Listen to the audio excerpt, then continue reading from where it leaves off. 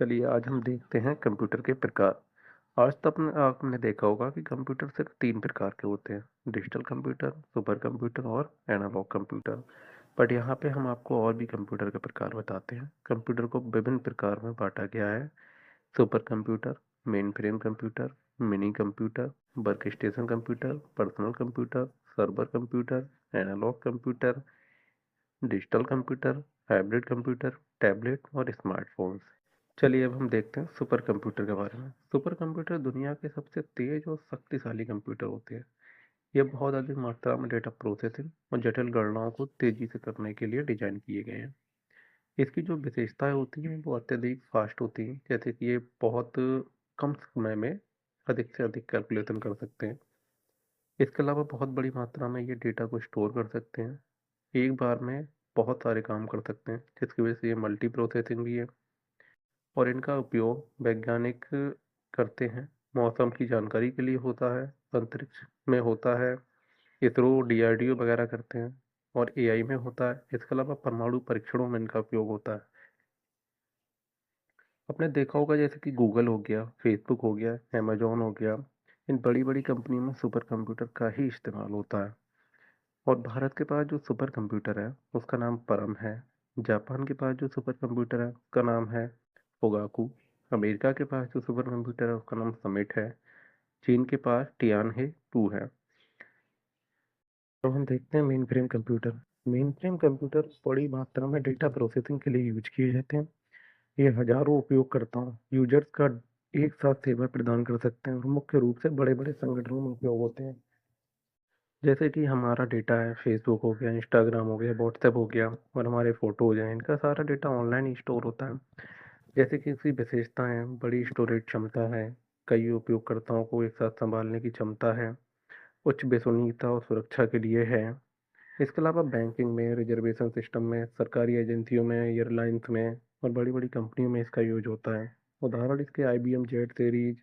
Mini computer हम देखते हैं क्या होता है। मिनी कंप्यूटर मेन फ्रेम और माइक्रो कंप्यूटर के बीच का होता है।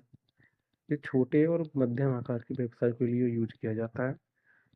कम लागत में उच्च प्रदर्शन, एक साथ कई उपयोगकर्ताओं को सपोर्ट करता है। वैज्ञानिक इसका उपयोग करते हैं, व्यापार में इसका उपयोग होता है, क्लाइंट सर्वर मॉडल में उपयोग किया जाता है।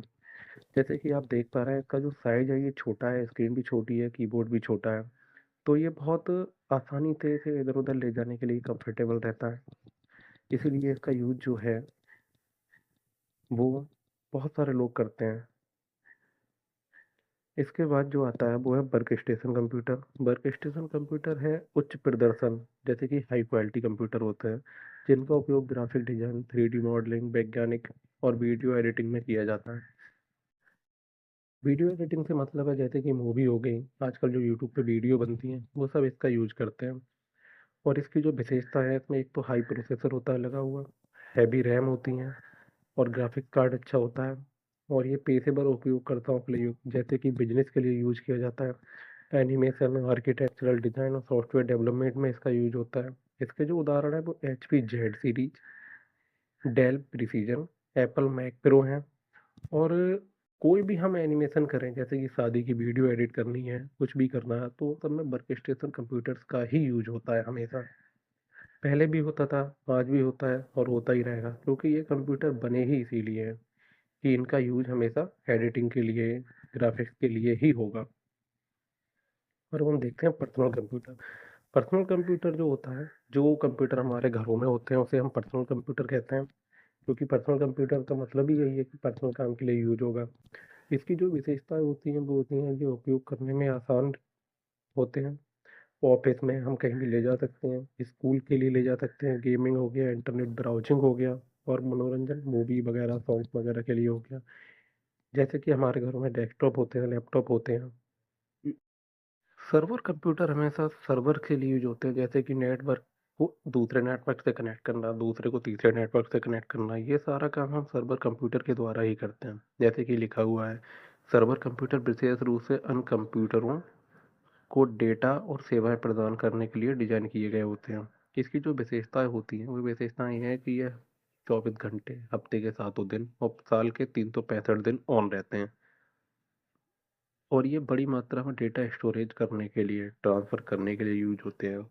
जैसे कि वेबसाइट स्टोरेज हो गया, और अभी आप देख रहे हैं क्लाउड स्टोरेज। क्लाउड स्टोरेज का मतलब ये है जैसे कि बड़ी-बड़ी कंपनियाँ हैं वो डेटा स्टोर करती हैं, तो उसे क्लाउड स्टोरेज कहते हैं। जैसे कि हम अपना डेटा ऑनलाइन रखते हैं और डेटा सेंटर्स में उपयोग होते हैं, जैसे कि जहाँ-जहाँ डेटा के सेंटर होते हैं, जहाँ पर डेटा स्टोर हो रहा है बड़ी-बड़ी कंपनियों का।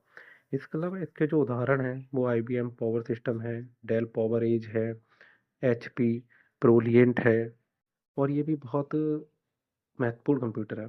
एनालॉग कंप्यूटर जो है, एनालॉग कंप्यूटर हम यूज करते हैं जैसे कि तापमान के लिए, प्रेशर के लिए, वोल्टेज नापने के लिए और गणना करने के लिए। आपने देखा होगा, जो आपने मशीन देखी होंगी जिनमें एक मीटर लगा हुआ होता है जिसके अंदर सुई रहती है, जैसे कि हो गया हमारा स्टेबलाइजर, हो गया हमारी गाड़ी का एक मीटर, हो गया स्पीडोमीटर, हो गया ECG मशीन हो गई मेडिकल लाइन में।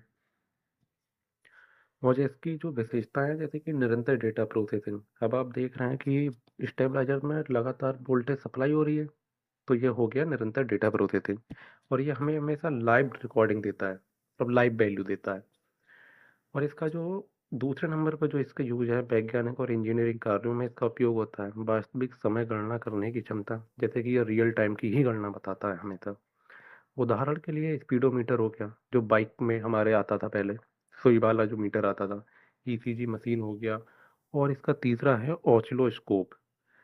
आज भी ये मीटर यूज होते हैं बहुत सी। डिजिटल कंप्यूटर, डिजिटल कंप्यूटर जो हम अपने घरों में यूज करते हैं उसे डिजिटल कंप्यूटर भी कहते हैं। और ये कंप्यूटर हमेशा जीरो और वन की भाषा ही समझते हैं। इसके अलावा ये हमारी भाषा नहीं समझ सकते हैं, इसीलिए इनको बाइनरी कंप्यूटर भी कहते हैं। और ये अधिक यूज किए जाते हैं क्योंकि हर कोई इन्हीं को यूज करता है। इसकी जो विशेषता है कि डेटा स्टोरेज भी कर सकते हैं, प्रोसेसिंग भी कर सकते हैं, और कंप्यूटर प्रोग्रामिंग के लिए भी यही यूज होते हैं, ऑफिस वर्क के लिए भी यही यूज होते हैं, इंटरनेट ब्राउजिंग और गेमिंग के लिए भी यही यूज होते हैं, क्योंकि हर कोई इनको अपने घरों में रखता है, तो ये सारे काम कर सकता है छोटे छोटे। इसके जो उदाहरण है वो डेस्कटॉप हो गया, लैपटॉप हो गया, स्मार्टफोन, हमारा मोबाइल भी एक डिजिटल कंप्यूटर है। इसके बाद जो आता है वो है हाइब्रिड कंप्यूटर। हाइब्रिड कंप्यूटर जो है वो एनालॉग कंप्यूटर और डिजिटल कंप्यूटर का कॉम्बिनेशन होता है। इसकी जो विशेषताएं है ये है कि वास्तविक समय डेटा प्रोसेसिंग, जैसे कि रियल टाइम में हम इसका डेटा प्रोसेस कर सकते हैं। चिकित्सा वैज्ञानिक क्षेत्रों में इसका उपयोग नंबर पे आता है। लास्ट में हमारा है टैबलेट और स्मार्टफोन। ये पोर्टेबल माइक्रो कंप्यूटर है जिनका उपयोग internet browsing, video calling, gaming और नॉर्मल कॉल के लिए यूज किया जाता है। इसकी जो विशेषताएं हैं, ये टच स्क्रीन होते हैं, पोर्टेबल और बैटरी से संचालित, यानी कि ये पोर्टेबल आसानी से कैरी कर सकते हैं, हम इन्हें कहीं भी ले जा सकते हैं, और ये बैटरी के द्वारा चलते हैं। इसको हम यूज करने के लिए, जैसे शिक्षा, हम पढ़ने के लिए यूज कर सकते हैं, मूवी देखने के लिए यूज कर सकते हैं, बात करने के लिए यूज कर सकते हैं।